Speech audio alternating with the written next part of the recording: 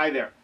My name is Carlos Santiago, and today's readings can be found in Hebrews 13 and 1 Peter 1, and a little bit of 1 Peter 2. A few days ago, I celebrated my 19th wedding anniversary, and one of the things I wanted to do was to take some time out and watch my wedding video. The only problem is that this is my wedding video. You see, the year that we were married, they hadn't yet invented the DVD. They did that the next year. But when we got married, this was state of the art.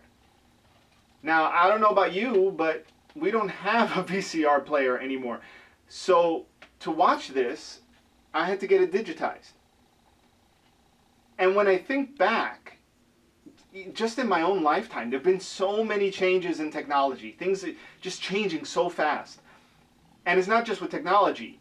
Countries have changed, laws have changed, relationships have changed, even morals seem to be evolving over time.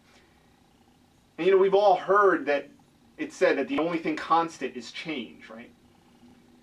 But then we come across the scripture in Hebrews which says that Jesus is the same yesterday, today, and forever. And that means that God doesn't change. Now, for Christians especially, this can be hard to grasp sometimes. It can be tempting to look at the Old Testament and disregard it as old. And look at the New Testament and say, oh, this is what we should focus on. Yet Jesus himself, he said, don't think that I've come to abolish the law of the prophets. I've not come to abolish them, but to fulfill them. He said, until heaven and earth pass away, not the smallest letter, not the least stroke of the pen will pass away. Will from the law until it's all accomplished. Until it's all accomplished. And that means that even though everything else in this world is changing, even if your job changes, the town you live in changes, your friends change, your health changes, your kids move away, your husband walks out on you, whatever, there is someone who will never change. Someone who can always be counted on. Jesus Christ is the same yesterday, today, and forever. And he calls us to be similar. In 1 Peter, he says, be holy because I am holy. Now, I have to admit, for a long time, I just thought that meant be good. God is good, so I should be good. Don't do bad things. And since no matter how hard I try, I seem to always wind up doing bad things, it's just one of those scriptures that's easy to say, well, maybe somebody else can do that. Maybe some super Christian out there can do that, but not me. See, holiness, though, is not just about what we do. It's positional in a way. Something that's holy, it's set apart, it's different, it's not common. And when Peter reminds us to be holy, he says that we should do it not being conformed to the passions of your former ignorance. In other words, be different. Be different.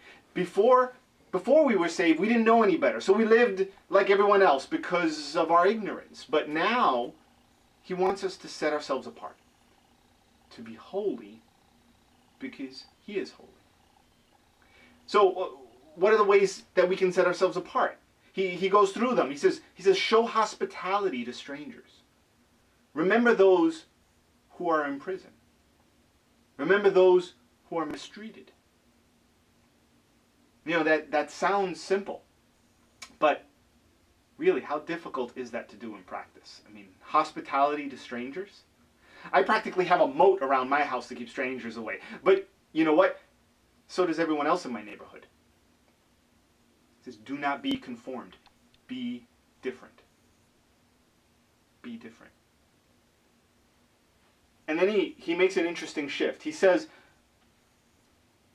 he goes from the public behaviors to some really private ones. He says, let marriage be held in honor among all.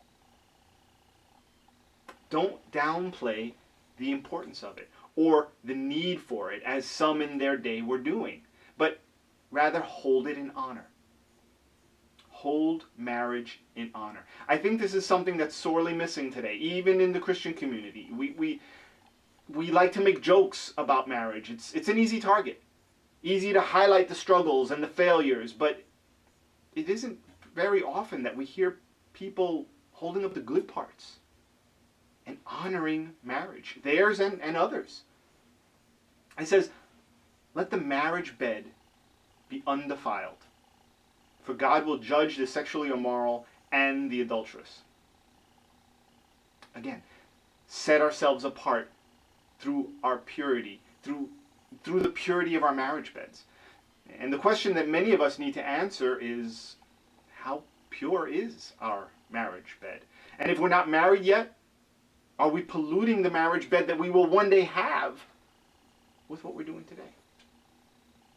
And if we're married, are we inviting other people into that marriage bed through thoughts, through fantasies or pornography? Are we flirting with some imaginary line, but in reality, in God's eyes, we've crossed that line a long time ago? And then after talking about marriage, I find it interesting. He jumps to money, especially since money is one of those issues that keeps coming up in marriage problems, right? He says, keep your life free from the love of money and be content with what you have. And if we think about it, how much time and energy do we spend in our love of money? How many hours at work trying to get that promotion, trying to do better? How many hours in school trying to get the degree so that we can get the job, so that we can get the paycheck that we're... How much of our lives revolves around money? After 9/11, I had to take a real good look at my life. Everything had changed. Things that I thought were constant were gone. Safety, security, all of that was just smoldering in a pile. And I looked really hard at my career and how far I had come and everything that I had worked for and what my goals had been for the future and what I thought would bring me security. My good job, my nice 401k. And as I was doing this, I realized that I was already literally making 3 times more a year than my parents had. And I thought, like, why am I still struggling? Why do I feel like it's not enough? Why is it that they could be content with so much less?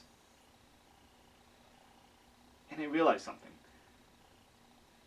Their security was never placed in something as fleeting as a bank account or a job. It was placed in God.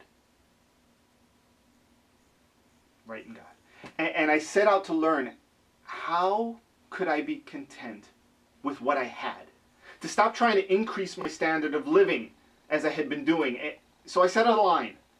And I said, you know what? This is the line. I will live on this and not a penny more. And if God gives me more, then that just means I'm going to have more to help others with. And that's how I lived. And the more I did it, the more I realized that I was able to lower the line even further without even missing anything. And then, in 2008, the company I worked for, Lehman Brothers, by the way, went bankrupt and took the whole U.S. economy with it. And when everyone else around me was freaking out because they didn't know what was going to happen, we didn't know where our next paycheck would be, I was okay. Because I had learned to be content. And more than that, I knew I served a God who was constant. And the same God that provided for my needs when I had a job, He was going to provide for my needs when I didn't have one. So, no matter what you're facing today, know this. God is good. All the time. All the time.